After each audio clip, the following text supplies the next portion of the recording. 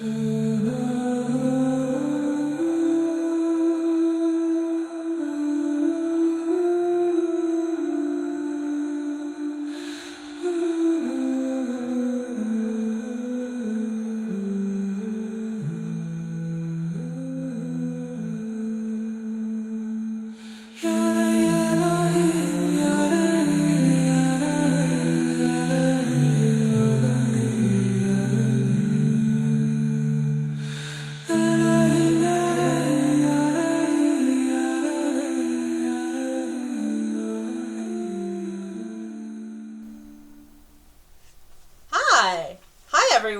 How is it going? How are y'all doing?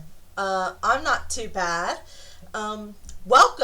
Welcome to the Every Which Way podcast. My name is Dana, and yeah, it's wonderful to be here.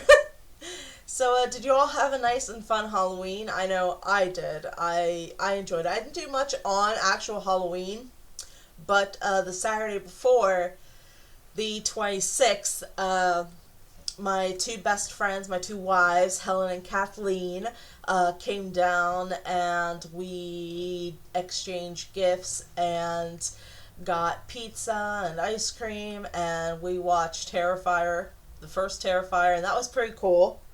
And yeah, we had a good time. And then the following day, the 27th, Sunday, was the Samhain potluck at the Sacred Moon Circle Apothecary Shop, and that was a good time too.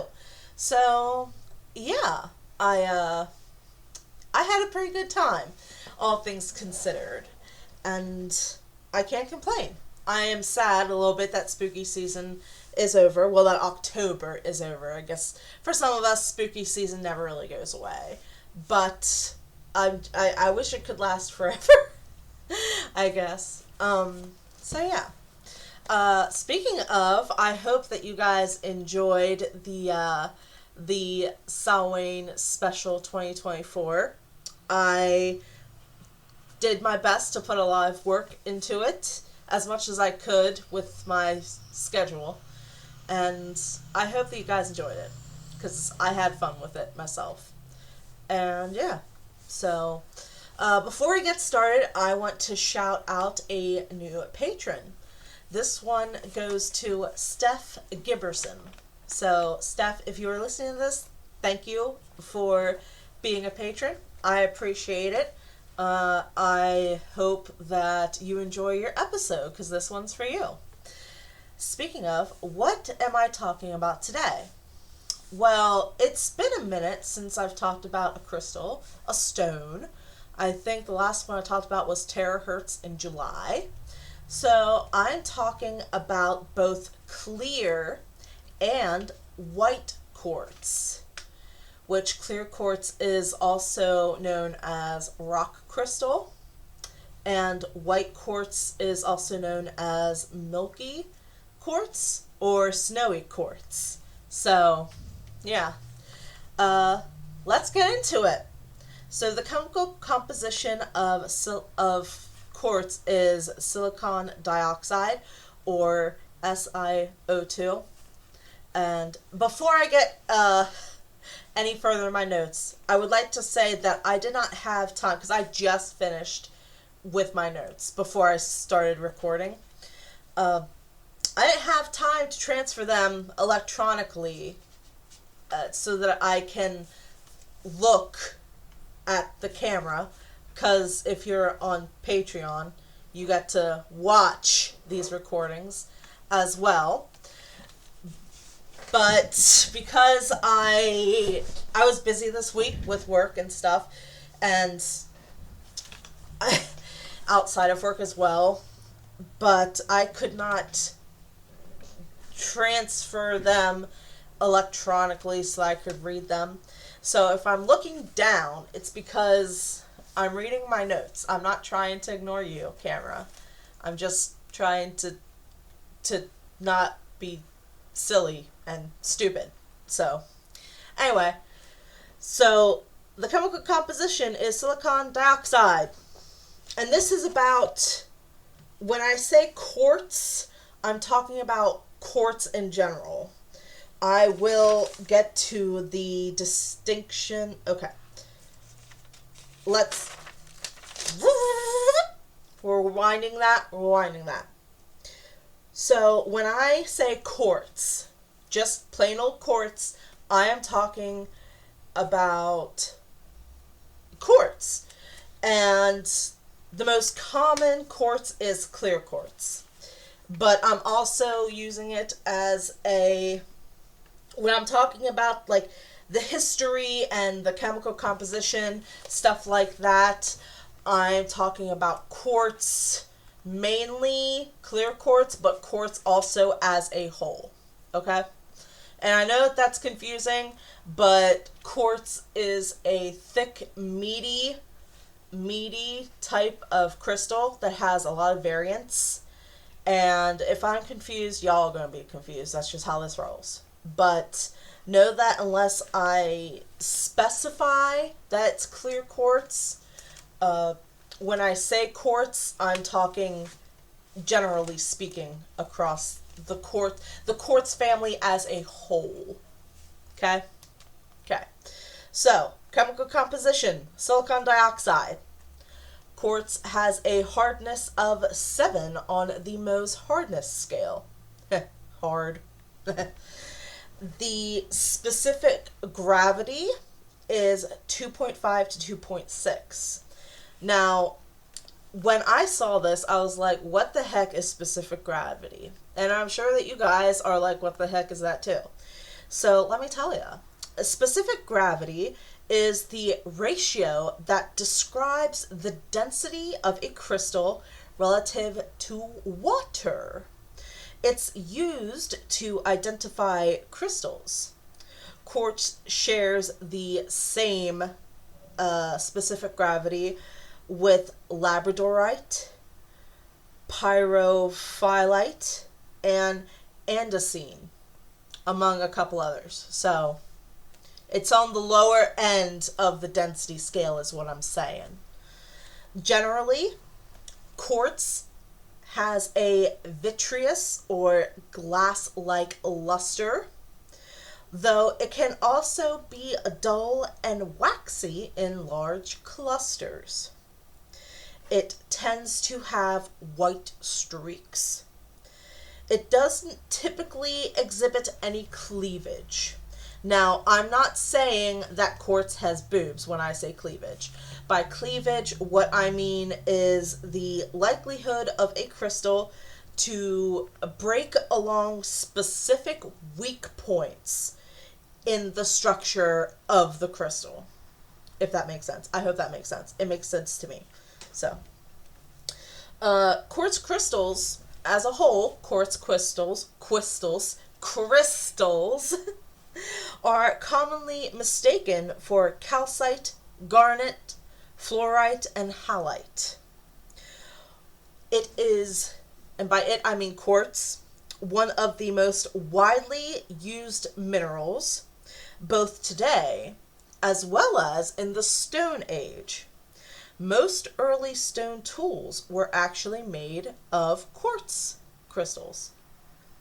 Some of the earliest mining done by people, hominins, was done on quartz quartz outcroppings, which was then traded over vast differences.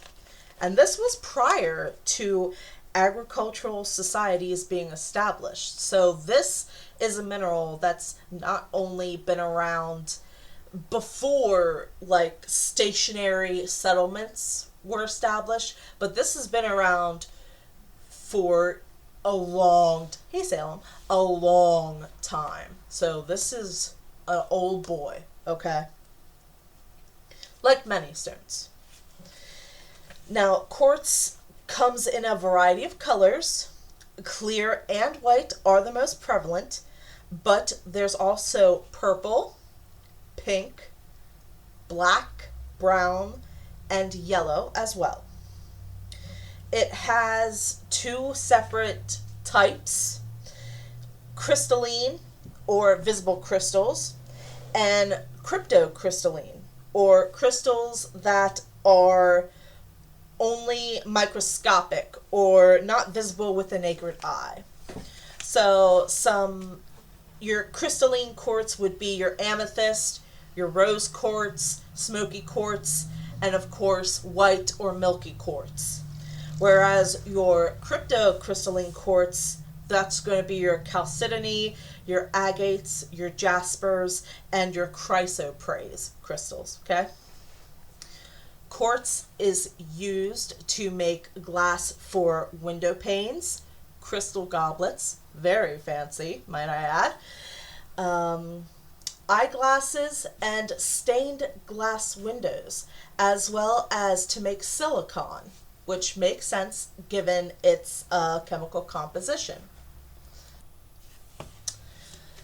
Crystallos is what the ancient Greeks called quartz, and that translates to ice. That's also the word that we get crystal from. So, in case you were ever wondering, there you go. You're welcome.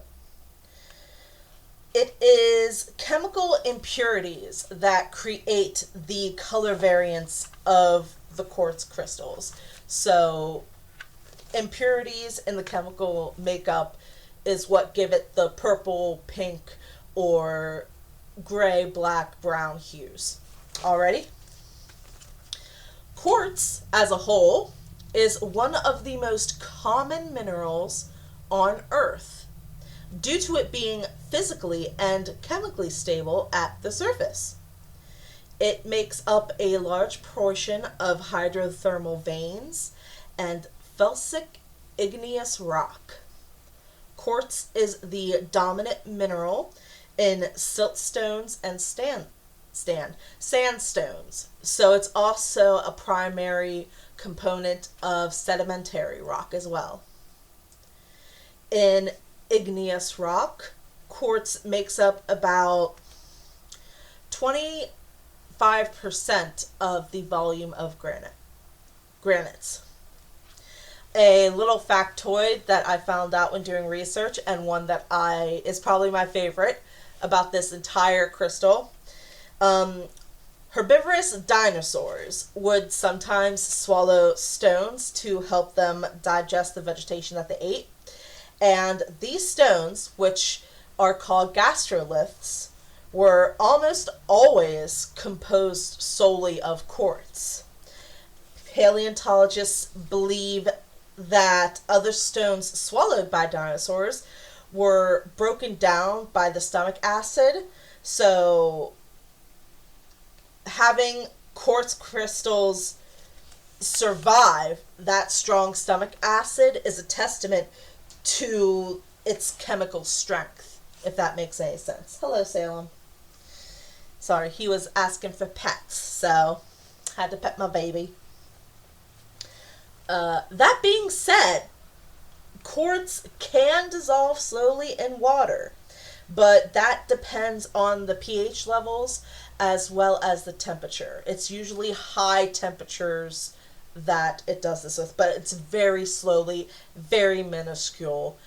This stone overall is very durable. A subset of quartz called chert, which is spelled Chert, which is a cryptocrystalline. So this is a subset of that cryptocrystalline group that I mentioned not too long ago. And it comes in a variety of color as well. Some common chert varieties include jasper, particularly your red to red-brown jasper, mixed black and white onyx, and your agate stones. Okay? So there you go. Some pure quartz is piezoelectric, meaning that it produces an electric voltage when put under pressure. Wow, that's pretty shocking. Yeah. You come here, you click on the episodes initially because you think, oh, I'm going to learn the witchcraft. And it turns out what you actually get is dad jokes. So, You're welcome. Enjoy. This is what you're here for. And you didn't even know it. See? You get comedy. Wow. Good for us, right? We're having a good time. This leads to quartz crystals being utilized for measuring pressure and controlling the frequency of electric impulses, making them useful in timepieces and radio systems. These crystals are also host rocks in mining veins for precious metals such as gold. Yeah. But perhaps the most important use for quartz, historically speaking, has been in starting fires, as when any sort of shirt-type quartz is struck against iron, a spark is created. And apparently this spark is quite long-living. So, very useful. Prior to the invention of matches, this method was the most common way to start a fire, and was even the basic firing mechanism for colonial flintlock muskets, which I find very fascinating. But that's just me, and I'm kind of like a history nerd, so there you go. That being said, while for the most part it is harmless, as with a lot of ground and dusted minerals, ground quartz dust can be hazardous when inhaled. So don't go sniffing the dust of it. This is not nacho Dorito cheese dust that you lick off your finger. You don't want to do that. Do not do that. This is not a Dorito. Do not do that. Okay? And if you do, that's your fault. Don't blame me. I am not a doctor, so don't blame me.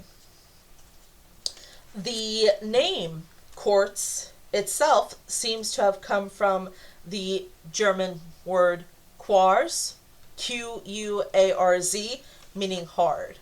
And to any German listeners I may or may not have, if I mispronounce that, I'm really sorry. And if that word doesn't mean hard, I'm also sorry, but blame it on the research.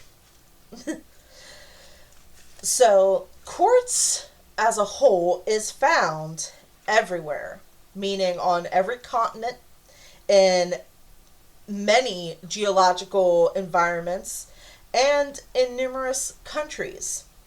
A few major producers of this crystal are particularly Arkansas, United States, and Brazil. Approximately 200 metric tons, or 440,925 pounds, or 200,000 kilograms of quartz is produced yearly. So that's a lot. Now that we have a baseline for quartz as a whole, I'm going to get into some clear quartz folklore for you. Alright? So here we go. Let's have fun.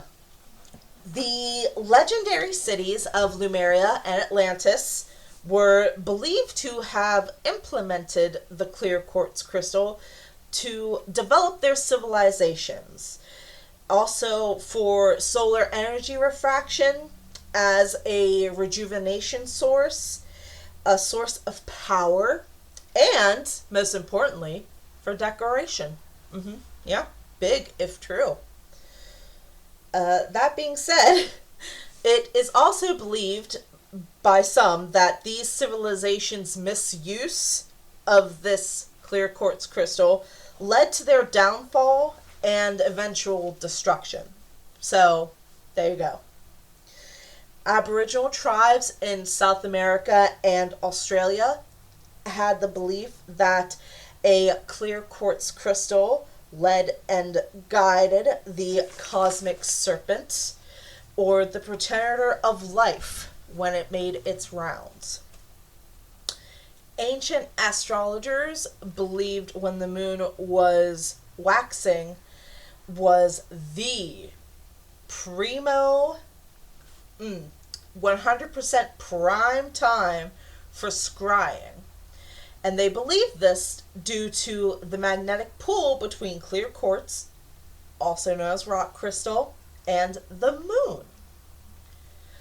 Ancient Greece and Rome believed it to be solidified ice, hence its name that I mentioned earlier. And clear crystal balls were all the rage in the ancient world in general. These were often made of clear quartz and even endured into the Middle Ages, so much so that crusaders would find them and bring them back after they were done doing their crusading stuff. Yeah. Called the perfect jewel in Japan, Tama, small quartz crystals were thought to be the congealed breath of the white dragon, and larger specimens were the saliva of the violet dragon. First Nation cultures in Burma and North America viewed clear quartz as living beings and gave them offerings of food. Speaking of food, can I go off on a bit of a tangent here? Today I had some delicious Chinese food, and it just hit my heart just right, you know? Have you ever had a craving that once it's satisfied, everything in life is just back in balance and everything's fine? That's what this Chinese food was. It was so phenomenal. Anyway, back to the crystals. Sir Isaac Newton, yeah, that big brain guy, discovered the color spectrum via refracting sunlight through a clear crystal, like clear quartz. And the last bit of folklore I have is that clear quartz is often referred to as a gem of winter and is thought to be the gift for a 15th wedding anniversary. So, year 15. Yeah. Now, let's get into the metaphysical properties of clear quartz. Let's get into the metaphysical properties of clear quartz. Alrighty.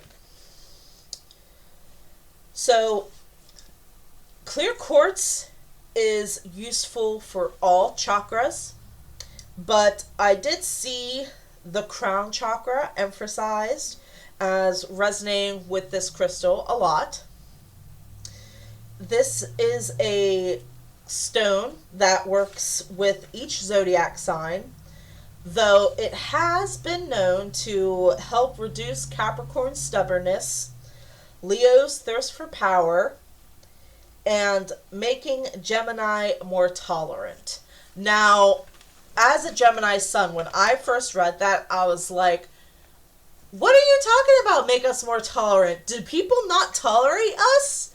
And then I was like, no, it's not talking about others being able to tolerate us. It's about us being able to tolerate others. So I was just like, oh yeah, that sits. Yeah, that sits very well. But yeah, I was a little offended there for a minute. And then I was like, oh, no wait. Yeah, that's legit. Clear quartz works with all of the elements, though I did see spirit specified in a few of my research materials. The candid color it is associated with is all of them, but once again, I did see one color, and that color is gold, singled out for this gem. It can pair well with any plant or herb, though marigold, golden chrysanthemum, bay, oranges, sunflower, frankincense, and rosemary was some of the ones that were really like pushed forth. Okay. While clear quartz is associated with all the planets, the primary one is the sun, which makes sense going back to that gold color, so there is some consistency a little bit there. In numerology, 4 was specified as having the vibrational energy most closely related to clear quartz, though it can work with all of them. I couldn't really find a specific tarot card that was linked specifically to clear quartz, but I personally think that it's linked to the Fool. And the reason why I think that is because in divination, clear quartz represents new beginnings, fresh energy, and the need to move fast to catch up on life. So that felt very Fool energy to me, and that's why I was like, oh, then it makes sense for it to be linked to the Fool. So there you go. But that's not official, at least not from what I found. I could be wrong though. Deities that are tied to clear quartz include Artemis, the Greek goddess of the hunt and the moon; Gaia, Greek Mother Earth goddess; Kundalini, who is the Hindu life force goddess; Latona, Roman goddess of light; Ishkunami, who is a Mayan goddess of the 4 ages of women; Gendenwitha, Iroquois morning star goddess; and Aletheia, Greek goddess of truth. Now, we gotta turn the page in the notes. Turn the page. Alright. So, clear quartz is often called a master healing crystal. In fact, it is often called the master healing crystal. In physical healing, it aids in stimulating the circulatory and immune systems. It enhances and balances the body's energy flow. And it helps treat migraines, vertigo, and motion sickness. It's also been linked with helping with exhaustion, metabolism, and weight loss. A tonic made with the crystal, and when I say tonic made with the crystal, I'm not saying that a medicinal medicine has one in there. I'm saying that it is charged with the crystal, but outside of the container. So the crystal isn't with the tonic that you would ingest. It's just there, being like, hey friend, I'm gonna help. Okay, so like, have you seen The Waterboy? Adam Sandler's Waterboy, and the love interest is outside at the window, and she holds up the sign saying, you want me to kill them or stab them or something? That's what clear quartz is with the tonic. But anyway, a tonic made with clear quartz can be used to expel toxins from the body and to help treat digestive disorders, bladder and kidney infections, and diarrhea. If you're climbing up the ladder and you feel something splatter, diarrhea, diarrhea. And it can also be used topically to treat skin disorders and burns. For emotional healing, clear quartz helps to cleanse the soul and to purify and enhance the internal body structure.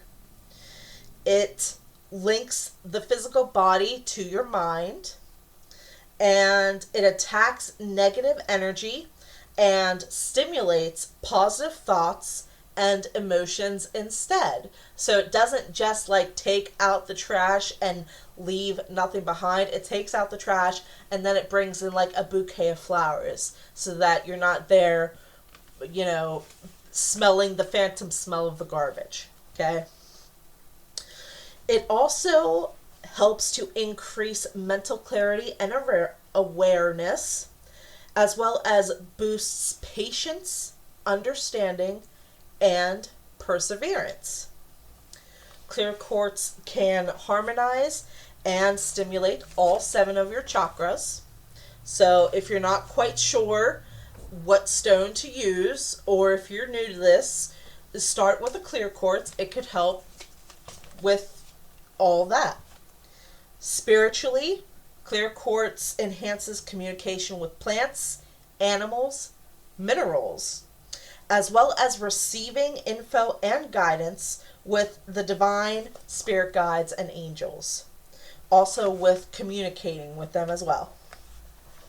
You can use a clear quartz to cleanse the air and environment around it, though it is not self-cleansing. So I made the mistake yesterday when I was out and about to tell my friends, hey, clear quartz is self-cleansing. It is not. I was thinking of selenite. Selenite is self-cleansing. But I saw that ways you can, of course, cleanse your quartz is smoke cleansing, put it in salt, water, you know, the things that you normally would do to cleanse it. Speaking of, it helps with concentration and memory recollection. Clear quartz is most often associated with the last quarter moon phase, as it helps to clear the mind for the deep introspection of this phase of the moon. In spell work, clear quartz is a great choice for pretty much anything, really, and can even be a substitute for a specific stone. It is a great choice for dispelling negative energy, manifesting goals, spiritual growth, and healing. Of course, it can align and balance your chakras, and is a good filter for meditation if you're having trouble focusing or if you find yourself distracted. And that's all I have on clear quartz itself. Hold on just one moment. And now we're going to move on to white quartz or milky quartz. And I'm going to be calling it milky quartz because that's what I have it in my notes as. So we're just going to have to get milky with it. Na na na na na na na. Na na na na na na. Get milky with it. Na na na na na na na. This episode's just going downhill so fast, isn't it? No, it's not. It's going fine. So some other names for milky quartz are snow quartz, white quartz, dairy quartz, and milk quartz.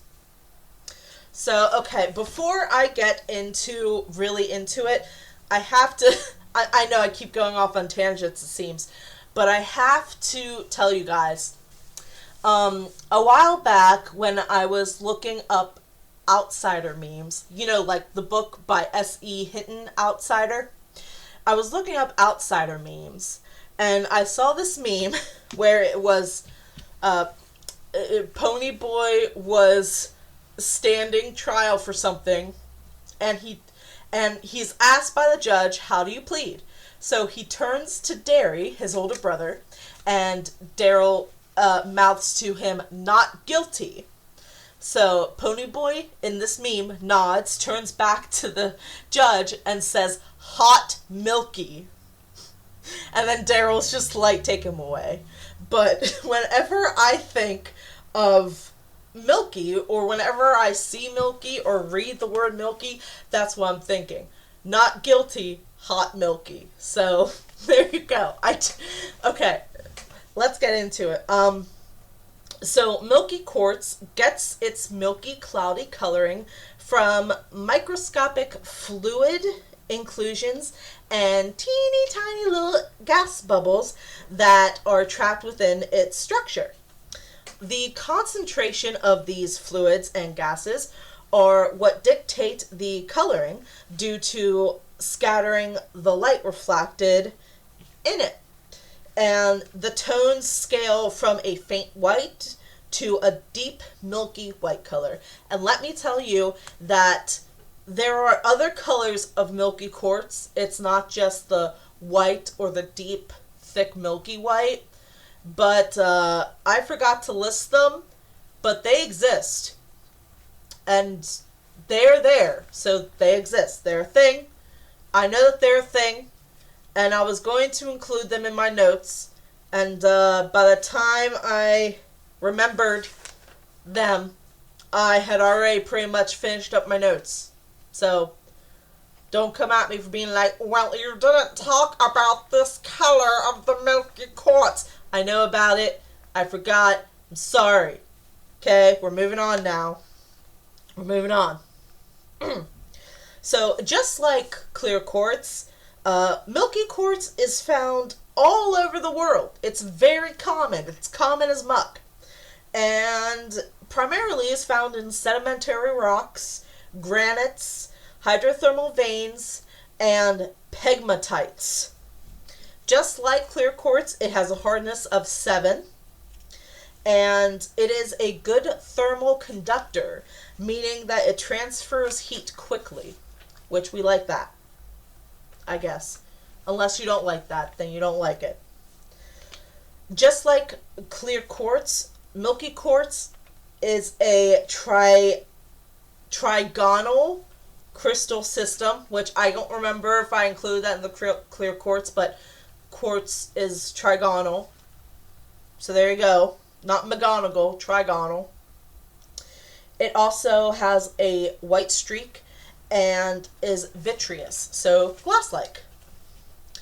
Milky quartz is probably the most common variety of quartz that there is. It's used to make lenses, prisms, abrasives, gauges, and paints, to name just a few. That's not the whole list, those are just a few. The Latin word for milky quartz is lacteus, meaning milky white or milky. Again, not guilty, hot milky, okay? It was used by ancient Greeks and Romans to help chill their drinks. Again, going back to quartz being believed as a whole to be solidified ice. So I thought that was pretty cool. Ancient Egyptians carved ornate pieces out of milky quartz and made jewelry out of it as well. It is primarily associated with the heart, third eye, and crown chakras. And milky quartz is typically placed in the west or northwest corners of a room or establishment to enhance the energy and help with the balance. A few deities that are connected to milky quartz include Ma'at, who is the Egyptian goddess of truth, justice, order, and balance. Tara, who is wisdom goddess, the embodiment of perfected wisdom, goddess of universal compassion, and mother of all Buddhas in the Himalayan region. Galatea, one of the 50 Nereides, and Greek goddess of calm seas. And Apollo, Greek god of the sun, light, and the arts. But that's not all he's limited to. The ruling planet of milky quartz is Neptune. Neptune. But I also saw the moon, so maybe both. Who's to say? Could be both. Probably is both. And in numerology, it is tied to 8. But again, I also saw 2, so maybe both. And I only saw one zodiac sign, and that is Pisces, which, good for Pisces. They got something going for them. Hot milky.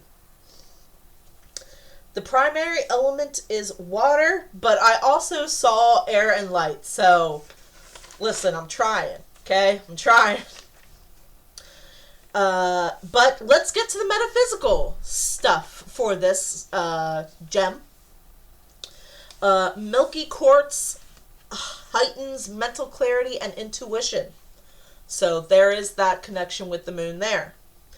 It is a great tool when learning a new skill and for improving and helping your memory.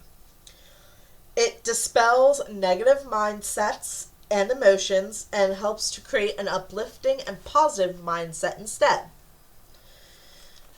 Milky Quartz stimulates the mind and improves focus. It helps to clear blockages and restores the energy flow between body, mind, and spirit, creating balance and harmony. It vitalizes willpower and inner fortitude and strength. The gentle energy of Milky Quartz makes it an excellent choice of tool when working with the heart chakra, soothing emotional wounds, releasing negative energy, and promoting self-acceptance and self-love. It can also amplify power, energy, confidence, courage, and vitality. In spell work, Milky Quartz is a rock star choice for workings of purification, spiritual guidance, manifestation, artistic expression, growth, harmony, and balance. And I also think it's pretty good pretty much for anywhere, really, if I'm being honest with you. And the last thing I have, which is not uncommon, but I don't think we've come into it yet on the podcast, is side effects when using Milky Quartz. So it's advised to not use it before bed as it may cause insomnia. It can lead to toxic positivity, being unrealistically positive and not looking at reality in a real way. It can be physically and emotionally draining if it is overused, and it tends to have adverse effects on certain zodiac signs. I don't know what those zodiac signs are, but apparently it tends to have an adverse effect on them. And that's all the notes that I have for you, and that's all the information I have for you on both clear and Milky Quartz. The reason why I paired them together in this episode is because I thought that they had a lot of similarities in how they function and work. So I figured instead of having two separate episodes on clear quartz and Milky Quartz, just pair them together and kind of create a longer episode for you guys. So if you like that, let me know. And before we leave, I'm going to do a reading for us for the week. I am using the Light Seers Tarot deck. Let's just give it a little shuffle here. Alrighty. There we go.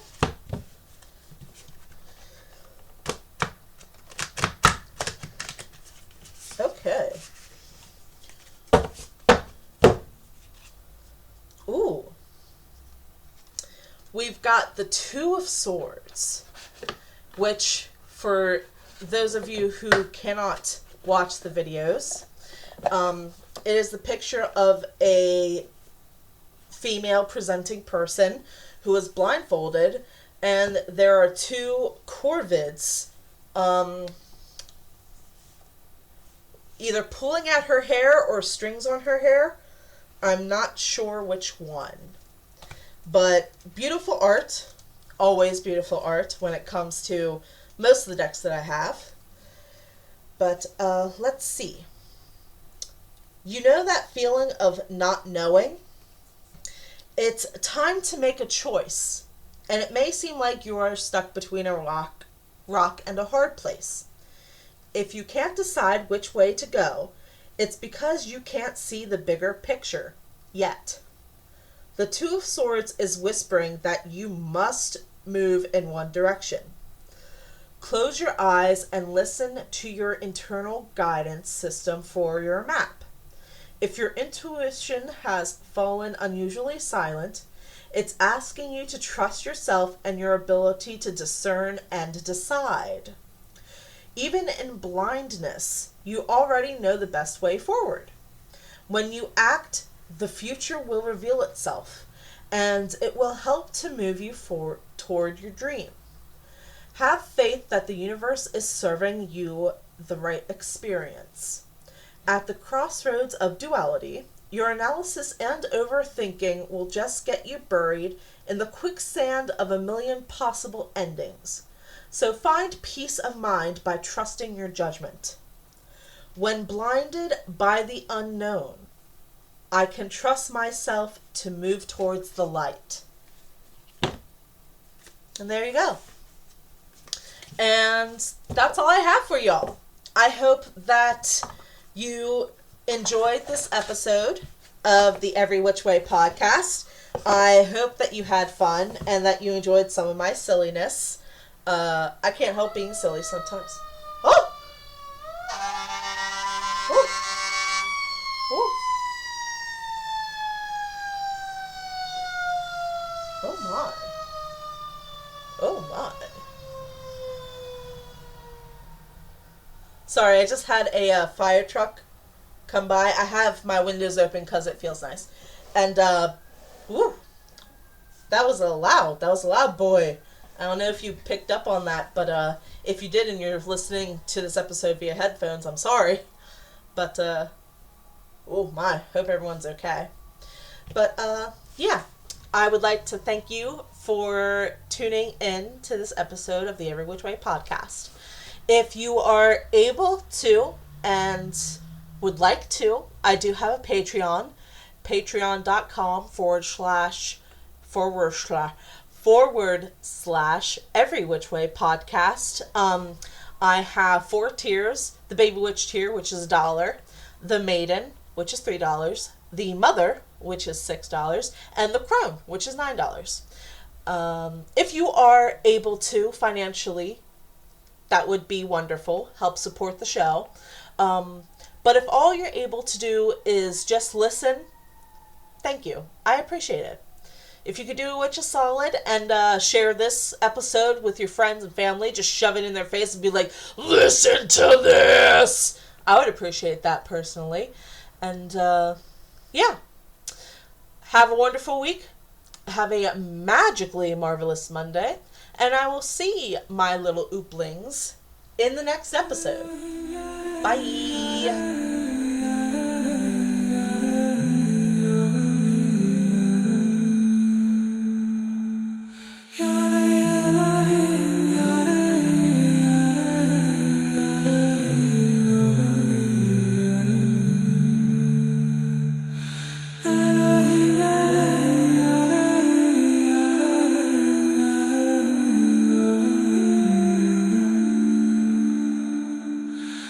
Testing the microphone.